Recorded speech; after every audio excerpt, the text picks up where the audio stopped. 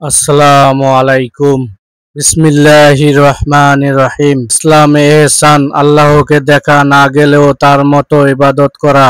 প্রিয় দর্শক, আজ আমরা আলোচনা করব ইসলামের একটি অত্যন্ত গুরুত্বপূর্ণ বিষয়, এহসান। প্রিয় দর্শক বন্ধুরা, আমার চ্যানেলে নতুন হয়ে থাকলে সাবস্ক্রাইব করে দেবেন, ভিডিওটা শেয়ার করে দিয়ে অন্যদেরকে দেখার সুযোগ করে দেবেন। হ্যাঁ, লাইক করতে ভুলবেন না, কমেন্ট করে জানাবেন। চলেন আলোচনা শুরু করা যাক। রাসূল সাল্লাল্লাহু আলাইহি ওয়াসাল্লাম এক হাদিসে জিবরাইল আলাইহি ওয়াসাল্লামের প্রশ্নের জবাবে বলেন, এহসান হলো তুমি আল্লাহকে এমন ভাবে ইবাদত করবে যে তুমি তাকে দেখতে পাচ্ছ, যদিও তুমি তাকে দেখতে পাও না, কিন্তু তিনি তোমাকে দেখতেছেন।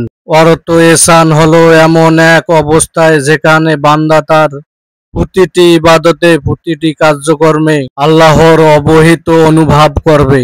এমন নামাজ আদায় করো যে আল্লাহ সামনে দাঁড়িয়ে দেখছেন। এমন আমল করা যেখানে গোপন বা প্রকাশ্যে সর্বদা আল্লাহর নজরদারি অনুভূতি থাকে। কোরআনে আল্লাহ তাআলা বলেন, নিশ্চয় আল্লাহ এহসানকারীদেরকে ভালোবাসেন। সূরা বাকারা ১৯৫। তাহলে এহসান শুধু ইবাদতের মাঝে নয়, আমাদের আচরণ, কথাবার্তা, লেনদেন সব ক্ষেত্রেই প্রতিফলিত হওয়া উচিত। এটা হলো প্রকৃত মুসলমানের জীবনধারা, আল্লাহর ভয় এবং ভালোবাসার সমময়।